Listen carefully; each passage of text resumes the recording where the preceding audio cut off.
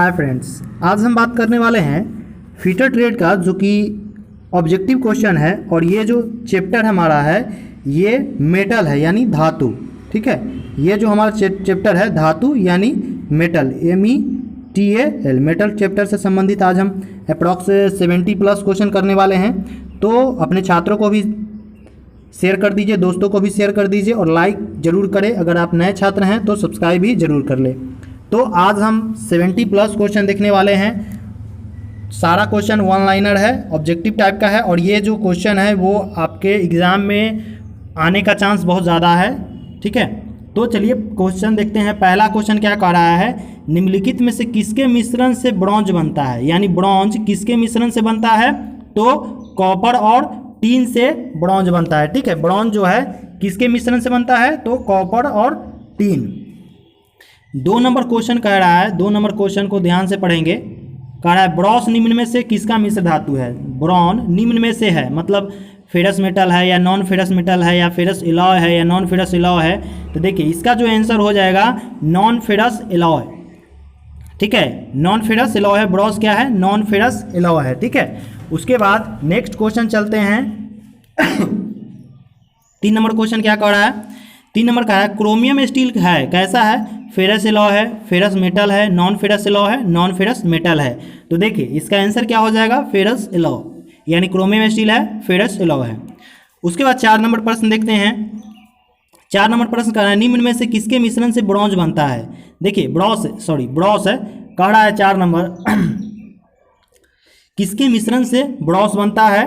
तो देखिए कॉपर और जिंक, जो कि हम पहले पढ़ चुके हैं, कॉपर और जिंक के मिश्रण से ब्रॉस बनता है। ठीक है, उसके बाद 5 नंबर क्वेश्चन है। 5 नंबर क्वेश्चन कह रहा है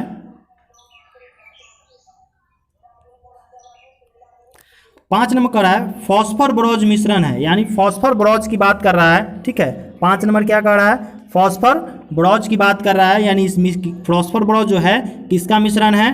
तो ब्रोज और फास्फोरस का मिश्रण है। ठीक है, ब्रोज और फास्फोरस का। देखिए ये अनुपात के हिसाब से दिया गया है, इसलिए पहले ब्रोज दूसरा फास्फोरस इधर लिखा है।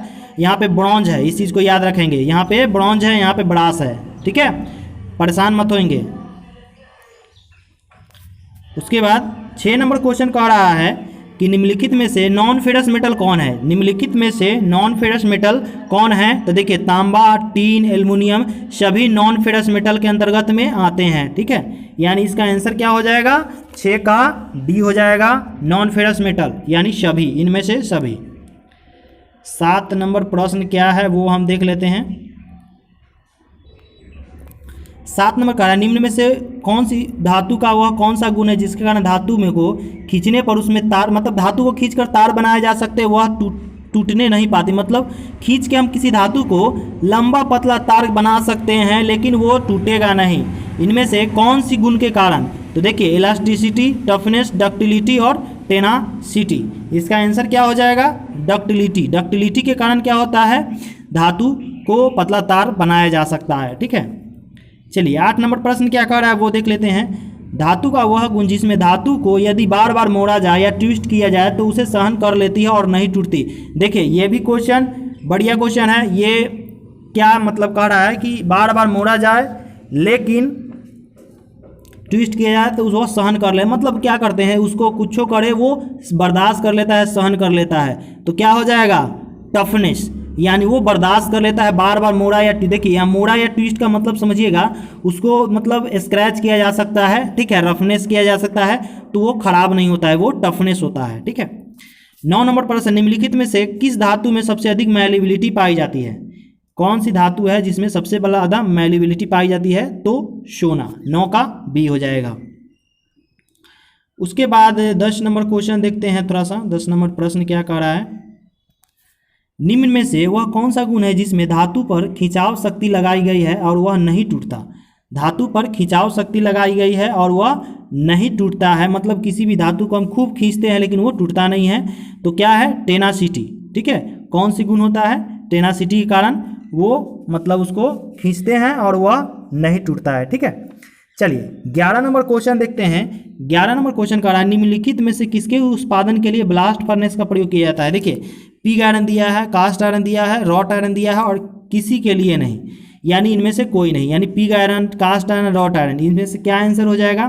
Pig iron. पिग आयरन के लिए हम लोग ब्लास्ट फर्नेस का इस्तेमाल करते हैं, पहला ऑप्शन ए हो जाएगा। उसके बाद हम 12 नंबर क्वेश्चन पर चलते हैं। 12 नंबर कह रहा है निम्नलिखित में से किस धातु का उत्पादन में कुपोला फर्नेस का इस्तेमाल किया जाता है? मतलब किसके उत्पादन में कुपोला फर्नेस का इस्तेमाल किया जाएंगे? तो कुपोला फर्नेस में कौन सा मेटल बनाएंगे? तो pig iron, cast iron, wrought iron या किसी के लिए नहीं? तो देखिए इसमें कास्ट आयरन बनाएंगे। कुपोला में क्या करेंगे? कास्ट आयरन करेंगे। उसके बाद है कार्बन की मात्रा बढ़ा देने से स्टील की हार्डनेस पर क्या प्रभाव पड़ता है?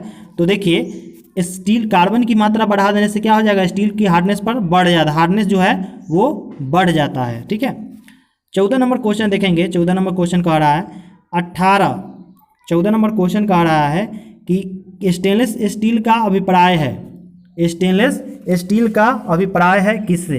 देखिए यहाँ पे नंबर भी दिया है 18 और 8 का स्टेनलेस स्टील का अभिप्राय दिया हुआ है, यानी 18 8 का स्टेनलेस स्टील किसका, मतलब कितना क्रोमियम और कितना निकेल होता है। मतलब 18 और 8 दो डिजिट है, जिसमें से क्रोमियम कितना होता है और निकेल कितना होता है। तो देखिए इसका आंसर ए हो जाएगा, ऑप्शन ए। 18% क्रोमियम होता है और 8% निकेल होता है। ठीक है, अब हम बात करेंगे 15 नंबर क्वेश्चन की। 15 नंबर क्वेश्चन क्या कह रहा है?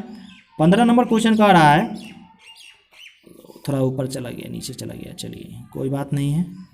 निम्न में से धातु के किस गुण के कारण बर्तन बनाए जाते हैं? देखिए बहुत बढ़िया क्वेश्चन है। बर्तन हम किसके कारण बनाते हैं? तो प्लास्टिसिटी। प्लास्टिसिटी का मतलब क्या है? आसानी से उसको मोड़ सकते हैं या कोई शेप बना सकते हैं। ठीक है, तो वो होता है प्लास्टिसिटी।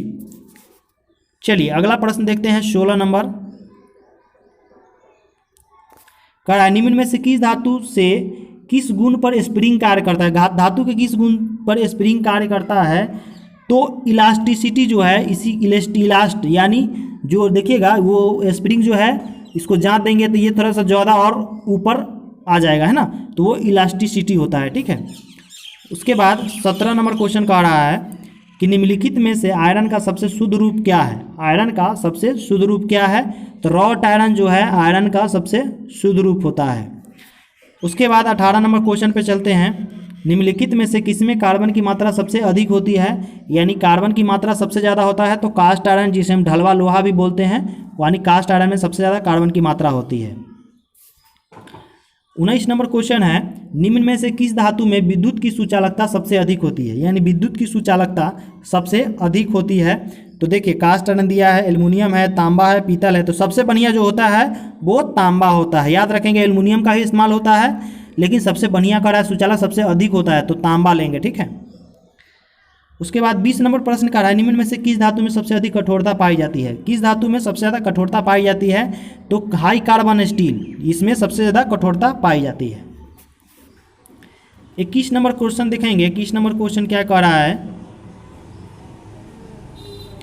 अलौह धातु का उदाहरण है। अलौह धातु का उदाहरण है इनमें से क्या है? तो high carbon steel, wrought iron, mild steel या एल्युमिनियम अलौह। तो इसका आंसर क्या हो जाएगा? एल्युमिनियम अलौह आंसर हो जाएगा, यानी इसका आंसर डी हो जाएगा, अलौह धातु है। ठीक है, अब आगे देखते हैं 22 नंबर क्वेश्चन। 22 नंबर कह रहा है निम्नलिखित में से किस धातु पर वातावरण का दुष्प्रभाव सबसे कम होता है? वातावरण पर दुष्प्रभाव सबसे कम होता है किसका? तो एल्युमिनियम का। ठीक है, एल्युमिनियम धातु जो है उसका वातावरण पर सबसे प्रभाव कम पड़ता है। उसके बाद है 23 नंबर क्वेश्चन है, कह रहा है मशीनों की बॉडी बनाई जाती है। याद रखेंगे मशीनों की बॉडी जो बनाई जाती है ढलवा लोहा से, यानी कास्ट आयरन से बनाई जाती है, यानी इसका आंसर बी हो जाएगा। देखिए आप लोग एक OMR या कॉपी पर इसका नंबरी करके अगर आपको पता है तो खुद से लिखिए, इससे पता चल जाएगा कि इसमें आप कितना सही और कितना गलत बना सकते हैं। ठीक है, या आपको कितना क्वेश्चन का आंसर पता है।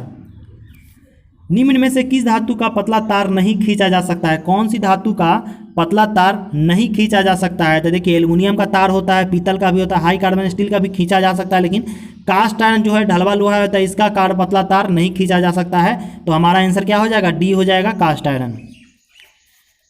उसके बाद 25 नंबर क्वेश्चन है किसी धातु की कास्टिंग नहीं की जा सकती है? किस धातु की कास्टिंग नहीं की जा सकती है? मतलब उसको ढाला नहीं जा सकता है, यानी रॉट आयरन। इसका आंसर क्या हो जाएगा? Wrought iron. रॉट आयरन धातु को कास्टिंग नहीं किया जा सकता है। ठीक है, उसके बाद है 26 नंबर क्वेश्चन कह रहा है निम्न में से किस धातु को फोर्ज नहीं किया जा सकता है? निम्न में से किस धातु को फोर्ज नहीं किया जा सकता है? तो देखिए कॉपर को किया जा सकता है, रॉट आयरन किया जा सकता है, कास्ट आयरन का फोर्ज नहीं किया जा सकता है। कास्ट आयरन जो होता है वो ढलवा लोहा होता है, इसलिए इसे फोर्ज नहीं किया जाता है। ठीक है। 27 नंबर क्वेश्चन कह रहा है निम्न में से किस धातु का प्रयोग टूल बनाने के लिए करते हैं? देखिए बहुत बढ़िया क्वेश्चन है 27 नंबर। ये ALP में क्वेश्चन पूछा गया है कि टूल बनाने के लिए किस मेटल का प्रयोग करते हैं, तो हाई कार्बन स्टील का प्रयोग करते हैं, याद रखेंगे इसको। बहुत बढ़िया क्वेश्चन है, ये VBI क्वेश्चन है। उसके बाद गैल्वनाइज करने के लिए किस धातु का प्रयोग करते हैं, यानी गैल्वनाइजिंग में किस धातु का प्रयोग करते हैं? तो देखिए जिंक का प्रयोग करते हैं। जिंक की परत चढ़ा देते हैं किसी भी मेटल पे, ठीक है, जिंक की परत चढ़ाते हैं जिससे जंग नहीं लगता है। अब हम 29 नंबर क्वेश्चन देखेंगे। 29 नंबर क्वेश्चन क्या कर रहा है? निम्न में से किस धातु का प्रयोग उच्च गुणवत्ता के बिजली के तार बनाए जाते हैं, मतलब बहुत बढ़िया तार बनाए जाते हैं किससे? तो देखिए अभी जस्ट हम पढ़े कॉपर यानी तांबा, यानी हमारा आंसर क्या हो जाएगा? कॉपर यानी तांबा। उसके बाद 30 नंबर क्वेश्चन है। 30 नंबर, निम्न में से किस धातु का प्रयोग करके रिले आदि में बिजली कंडक्टर बनाने का प्रयोग किया जाता है, मतलब बिजली के कंडक्टर बनाने में किस धातु का प्रयोग किया जाता है? तो देखिए सिल्वर यानी चांदी का इस्तेमाल किया जाता है, कंडक्टर के लिए चांदी का इस्तेमाल किया जाता है, यानी इसका आंसर क्या हो जाएगा? सी हो जाता है। ठीक है। नेक्स्ट है 31 नंबर क्वेश्चन का रहा है निम्न में से कौन सा लौह अयस्क को साफ करने की विधि है? लौह अयस्क को साफ करने की कौन सी विधि है? तो भारात्मक पृथक्करण, चुंबकीय पृथक्करण, दबाव यानी प्रेशर से भी साफ करते हैं। तो उपयुक्त सभी इनमें से सभी हो जाएगा। ठीक है।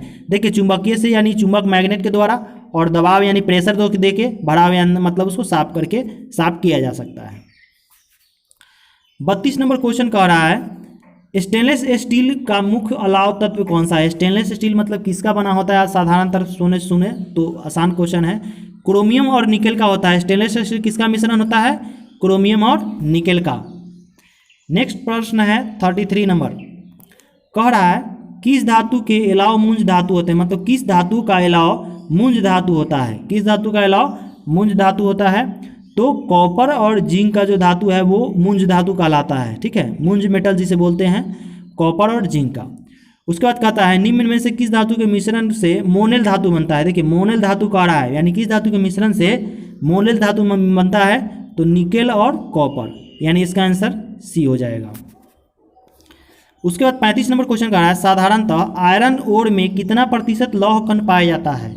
आयरन ओर में लोहे का जो चूर्ण होता है यानी लोहे का कण जो होता है वो कितना होता है? तो 40 से 65% होता है। 40 से 65% तक लोहे कण पाया जाता है। ठीक है, यानी इसका आंसर ए हो जाएगा। अब हम बात करते हैं 36 नंबर क्वेश्चन। 36 नंबर क्या कह रहा है? मेटल अलॉय है, मतलब कौन सा मेटल अलॉय है? तो ये जो होता है कॉपर, लीड, टीन तथा एंटीमनी, ये जो है ये मेटल अलॉय का। ठीक है, तो इसका आंसर क्या हो जाएगा? कॉपर, टीन, लेड, एंटीमनी, चारों। ठीक है।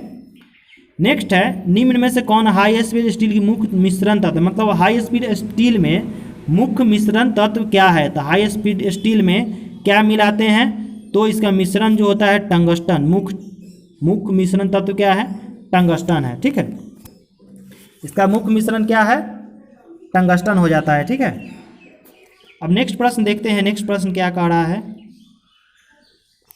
निम्न में से किस कारण से कास्ट आयरन का उपयोग मशीन के बेड बनाने के लिए, देखिए कह रहा है कास्ट आयरन का मतलब उपयोग मशीन के बेड बनाने के लिए क्यों करते हैं? बहुत बढ़िया क्वेश्चन है। ठीक है, इसका भार अधिक होता है, भार तो अधिक होता है, ये बात सही है। यह सस्ती धातु होती है, नहीं, ये महंगा होता है। इसका कंप्रेसिव लोड सहन अधिक होता है, देखिए ये ज़्यादा लोड सहन करता है, मतलब परफेक्ट आंसर लेना था, तो इसका आंसर सी हो जाएगा, यानी ये कंप्रेसिव लोड सहन कर लेता है। ठीक है। अब हम बात करते हैं नेक्स्ट क्वेश्चन के 39 नंबर क्वेश्चन। 39 नंबर क्या कह रहा है? निम्न में से टीन के संबंध में कौन सा कथन सही कथन है? तो टीन उच्च सहन करने वाली धातु है, टीन कोरोजन रेजिस्टेंट धातु है, टीन सोल्डर का अलाव धातु है, विद्युत का सर्वश्रेष्ठ सुचालक है। तो इसमें से आंसर क्या हो जाएगा? टीन जो है शोल्डर, यानी शोल्डर में शीशा और टीन का मिलाते हैं, तो ये टीन जो है शोल्डर का मिश्र धातु अलाव धातु है, तो इसका आंसर सी हो जाएगा। हाई स्पीड स्टील बने टूल में कार्बन की मात्रा पूछ रहा है। HSS मतलब हाई स्पीड स्टील में कार्बन की मात्रा पूछ रहा है। तो इसका आंसर क्या हो जाएगा 0.6%, 7%, नहीं ये नहीं होगा।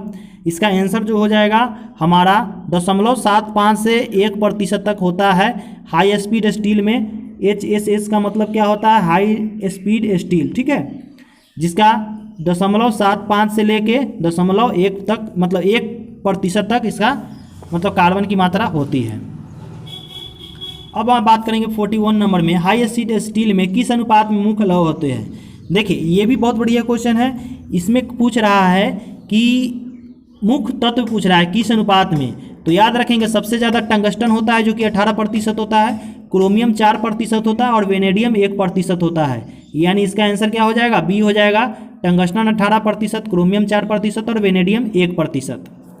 नेक्स्ट प्रश्न है, निम्न में से किस यौगिक में सबसे कम कार्बन की मात्रा होती है। तो देखिए सबसे कम जो कार्बन की मात्रा होती है वो रॉट आयरन में होती है, ठीक है। रॉट आयरन में कार्बन की मात्रा बहुत कम होती है, ठीक है। ये इसका आंसर सी हो जाएगा।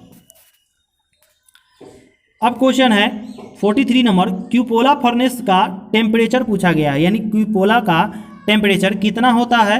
तो क्यूपोला फर्नेस का जो टेम्परेचर होता है वो 1260 से 1340 के बीच में होता है, ठीक है। 1260 से 1340 के बीच में क्यूपोला का टेम्परेचर होता है।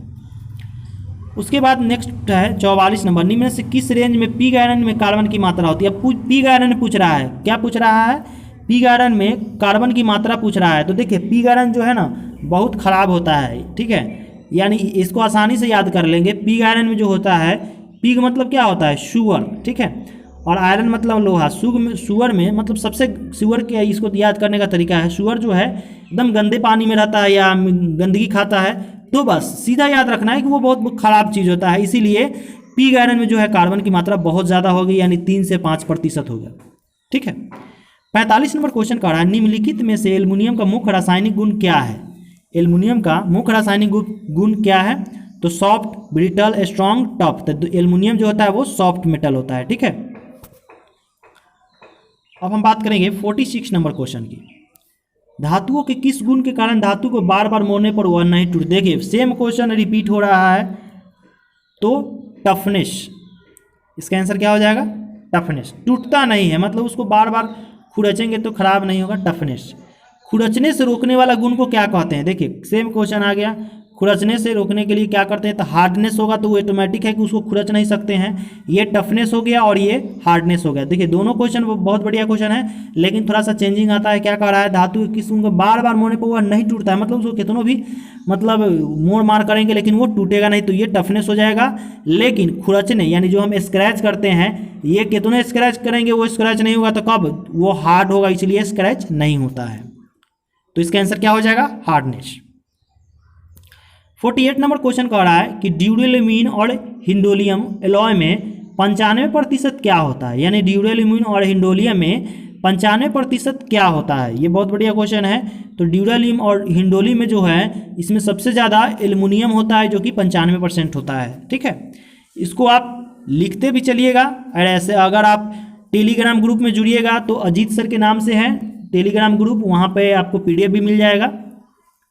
अब चलिए, स्टील में कार्बन की मात्रा बढ़ने से क्या परिणाम होता है। स्टील में कार्बन की मात्रा बढ़ा देंगे तो क्या हो जाएगा, तो हम पहले भी जानते हैं कार्बन की मात्रा बढ़ने से हार्डनेस बढ़ता है, यानी हार्डनेस में वृद्धि हो जाएगी, यानी इसका आंसर ए हो जाएगा। 50 नंबर का निम्न से किसका प्रयोग करके पिग आयरन उत्पादन किया। देखिए पिग आयरन का उत्पादन कैसे किया जाता है वो पूछ रहा है। तो पिग आयरन का जो उत्पादन करते हैं हम लोग, ब्लास्ट फर्नेस से पिग आयरन का उत्पादन करते हैं। किससे, ब्लास्ट फर्नेस से पिग आयरन का उत्पादन करते हैं। 51 नंबर है, लोहा और कार्बन के मिश्रण निम्न में से कौन है। यानी लोहा और कार्बन का मिश्रण कर देंगे तो वो कौन सा मेटल बन जाएगा, तो वो बन जाएगा स्टील। यानी लोहा और कार्बन दोनों हो जाएगा तो वो क्या बन जाएगा, स्टील बन जाएगा, ठीक है। निम्न में से टीन के संबंध में सही कथन, यानी टीन के संबंध में सही बताना है। यानी टीन उच्च तापमान को सही करता है, नहीं। अधिकतम सोल्डर के लिए टीन एक मुख्य मिश्रण है। टीन बिजली का अच्छा सुचालक है। टीन एक कोरोजन रेशन क्षमता धारण करता है। तो देखिए आपको बता देते हैं, सोल्डरों में टीन का, सोल्डर में शीशा और टीन, ये क्वेश्चन भी रिपीट हो चुका है, यानी पहले भी आ चुका है, यानी इसका आंसर बी हो जाएगा, है ना। सोल्डर जो होता है शीशा और टीन का मिश्र धातु है। स्टील की फोर्जेबिलिटी को प्रभावित करने वाला तत्व कौन सा है? कह रहा है स्टील की फोर्जेबिलिटी को प्रभावित करने वाला तत्व कौन सा है? तो फोर्ज मतलब फोर्ज कार्बन की मात्रा, यानी कार्बन हो जाएगा, यानी इसका आंसर सी हो जाएगा। अब कह रहा है grey cast iron, grey cast iron का पिघलाव यानी बॉइलिंग टेम्परेचर पूछ रहा है, यानी कितना पर पिघलने लगता है ना, हीट। तो ग्रे कास्ट आयरन का जो टेम्परेचर है वो 1150 से 1200 डिग्री सेल्सियस तक है, यानी इसका आंसर ए हो जाएगा। ठीक है। अब क्वेश्चन है कि ग्रे कास्ट आयरन का गुण पूछा गया है। तो ग्रे कास्ट आयरन का गुण क्या होता है? तो हाई कंप्रेसिव स्ट्रेंथ के साथ ये गुण होता है, इसमें हाई कंप्रेसिव स्ट्रेंथ पाया जाता है। ठीक है। 56 नंबर क्वेश्चन चलते हैं। देखिए ज़्यादा क्वेश्चन है इसलिए थोड़ा सा स्पीड करा रहे हैं। इसी तरह से रेगुलर प्रत्येक दिन एक एक चैप्टर आपको मिलते रहेंगे। तो जो भी छात्र नए हैं इस चैनल को सब्सक्राइब जरूर कर लें। निम्न में से किस कारण से शुद्ध अवस्था में एल्युमिनियम का प्रयोग इंजीनियरिंग कार्य में नहीं किया जाता? मतलब एल्युमिनियम का प्रयोग शुद्ध रूप से नहीं किया जाता है, कौन सा कारण है वो बताना है। तो यह ब्रिटल होता है? नहीं। यह बहुत हल्का होता है? यह महंगा होता है? इसमें स्ट्रेंथ की कमी होती है। बहुत बढ़िया चीज़ है, इसमें स्ट्रेंथ की कमी होती है, इस कारण से एल्युमिनियम को मतलब अकेले यूज नहीं किया जाता, उसको मिश्रण को ही मतलब मिलाकर यूज किया जाता है। 57 नंबर क्वेश्चन कह रहा है सबसे हल्की धातु कौन सी है? देखिए लेड, जिंक, टीना, कॉपर, लिथियम। इसमें सबसे आसान क्वेश्चन पहचानने का है कि सबसे जो अलग है लिथियम है, इसका सबसे हल्की धातु लिथियम हो जाता है। अति मृद इस्पात में कार्बन की मात्रा, यानी अति मृद इस्पात में कार्बन की मात्रा कितनी हो जाएगी?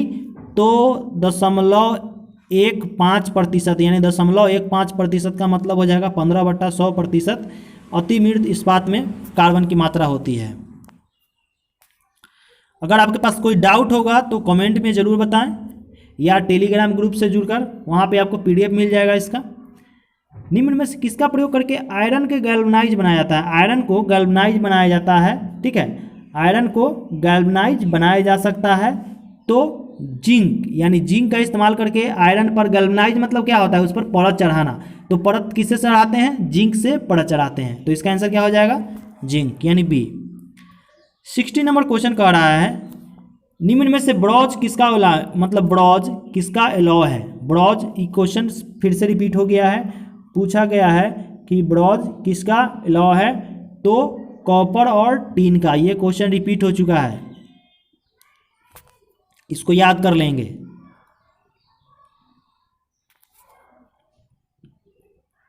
निम्नलिखित में से किस गुण के कारण धातु को रोल को सीट करके बनाया, मतलब सीट बन धातु के रोल करके सीट बनाया जाता है, धातु को रोल करके सीट बनाया जाता है, किस गुण के कारण? तो देखिए इसमें जो है मैलिएबल गुण आ जाता है। कौन सा? मैलिएबिलिटी गुण के कारण इसको मतलब रोल करके सीट बनाया जाता है। उसके बाद है 62 नंबर क्वेश्चन कह रहा है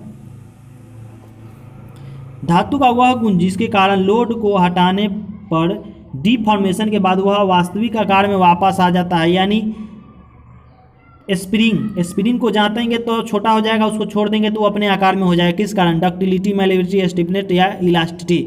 इसका जो क्वेश्चन हम पढ़ा चुके हैं ये रिपीट हो गया, लेकिन क्वेश्चन डिफरेंट पूछने का तरीका बदल गया है। इलास्टिसिटी हम बताए थे कि जो इसको खींचेंगे तो बड़ा हो जाएगा, छोड़ देंगे तो अपनी स्थिति पे आ जाएगा, इलास्टिसिटी गुण होता है। धातु का वह गुण जिसके कारण बाहरी फ्रेमों के प्रभाव के अंतर्गत बिना टूटे अपना आकार बदल लेती है, क्या कहलाता है? बिना टूटे अपना आकार बदल लेती है, उसे हम क्या कहते हैं? तो बिना टूटे जो अपना आकार बदल देगा उसे प्लास्टिसिटी कहते हैं, है ना। प्लास्टिसिटी मतलब बिना टूटे अपना आकार बदल देगा। उसके बाद निम्न में से किस धातु का प्रयोग करके क्रेन हुक बनाया जाता है? देखिए क्रेन हुक जो टांगने वाला होता है जिसे हम लोग बोलते हैं, ठीक है, तो ये जो बनता है ये रॉट आयरन से बनता है। रॉट आयरन बहुत मजबूत होता है ना, तो इसलिए रॉट आयरन से बनाया जाता है। अब हम बात करेंगे 65 नंबर प्रश्न की। कड़ा वह कौन सी धातु है जो क्रोजन रेसिस्टेंट होती है, यानी क्रोजन रेसिस्टेंट होती है। जैसे कि क्वेश्चन ये भी रिपीट हो गया है, लेकिन क्वेश्चन पूछने का तरीका बदल गया है, तो इसका आंसर क्या हो जाएगा? एल्युमिनियम। एल्युमिनियम जो है क्रोजन रेसिस्टेंट धातु है, ठीक है। वह कौन सा एलॉय है जो नमकीन पानी के क्लोरोजन को रोक सकता है? नमकीन पानी के क्लोरोजन को कौन रोक सकता है? तो जिंक। जिंक से क्या करते हैं हम लोग? कोई भी मेटल पे परत चढ़ा देते हैं जिसके कारण जंग नहीं लगता है, क्रोजन जंग है, याद रखेंगे क्रोजन। 67 नंबर, निम्नलिखित में से ग्रे कास्ट आयरन का गुण क्या है? कह रहा है ग्रे कास्ट आयरन का गुण क्या है? ग्रे कास्ट आयरन का गुण जो होता है वो मजबूत होता है, जिसे हम सुदृढ़ बोल सकते हैं, सुदृढ़। ग्रे कास्ट आयरन का गुण जो है वह सुदृढ़ हो सकता है, मतलब मजबूत होता है, ठीक है। किस धातु में कार्बन की मात्रा कम होती है? देखिए कार्बन की मात्रा कम हो, कौन सी धातु है जिसमें कार्बन की मात्रा कम होती है? तो इसका आंसर क्या हो जाएगा? रॉट आयरन, जिसमें कार्बन की मात्रा कम होती है, ठीक है। नेक्स्ट क्वेश्चन हमारा है 69, यानी मिश्र धातु होते हैं। मिश्र धातु कैसे होंगे? तो देखिए मिश्र धातु को क्या करते हैं, कोई भी दो या तीन चार जो भी हो उसको क्या करते हैं, एक रेशियो में हम मिलाते हैं, यानी एक रेशियो के हिसाब से लेते हैं। तो इसका आंसर क्या हो जाएगा? धातु को निश्चित अनुपात में मिलाते हैं, ठीक है। यानी जो भी मिश्र धातु का उसको एक रेशियो में बनाएंगे, ठीक है। नेक्स्ट प्रश्न हमारा है 70 नंबर क्वेश्चन है। 70 नंबर क्या कह रहा है कि निम्न में से कौन मिश्र धातु नहीं है? मतलब वो अकेला होगा, जो मिश्र धातु नहीं होगा वो क्या होगा? अकेला होगा। स्टील को बनाने में भी 2-3 धातु लग जाते हैं, कांसा को भी। तो याद रखेंगे इसका आंसर क्या हो जाएगा? तांबा, यानी इसमें तांबा जो है वो अकेले होता है, ठीक है। उसके बाद क्वेश्चन देखते हैं 71 नंबर क्वेश्चन क्या करा? हाई कार्बन स्टील यानी उच्च कार्बन इस्पात में कार्बन की मात्रा। देखिए ये क्वेश्चन शायद रिपीट हो चुका है, ये पहले ही बता चुके हैं, ये क्वेश्चन रिपीट हो चुका है। 7.75 से 1.5% के आसपास तक होता है इसमें कार्बन की मात्रा। नेक्स्ट है हवाई जहाज की बॉडी किस धातु से? देखिए ये जो है ना, क्योंकि हल्का मतलब इसका जो मेटल होना चाहिए वो हल्का होना चाहिए, ताकि ऊपर उड़ते समय उसको वेट ज़्यादा ना ले जाना पड़े, ठीक है। तो इसमें से हल्का मेटल कौन सा है? एल्युमिनियम। एल्युमिनियम जो होता है वो हल्का मेटल है, जो कि आसानी से मतलब इसका इस्तेमाल किया जाता है। नेक्स्ट है 73 और इस सेशन का लास्ट क्वेश्चन है, ठीक है। ये मेटल यहाँ पे ख़त्म हो जाएगा और आपको नेक्स्ट टॉपिक जो है हीट ट्रीटमेंट, जो कि कल मिल जाएगा। हीट ट्रीटमेंट का क्वेश्चन है, ठीक है। यहाँ क्वेश्चन का है अधिक प्रत्यास्था किस में होती है? ठोस, द्रव, गैस या तीनों में बराबर होती है? देखिए प्रत्यास्था मतलब क्या होता है, इसमें इसका आंसर जो हो जाएगा आपको ठोस, यानी सबसे ज़्यादा प्रत्यास्था जो होगा वो ठोस में होगा। तो चलिए आज के सेशन को यहीं पे ख़त्म करते हैं, फिर नेक्स्ट क्लास में जो होगा हीट ट्रीटमेंट का होगा और उसमें भी हम कोशिश करेंगे मैक्सिमम क्वेश्चन लेके आने के लिए। तो चलिए आज के लिए इतना ही, धन्यवाद।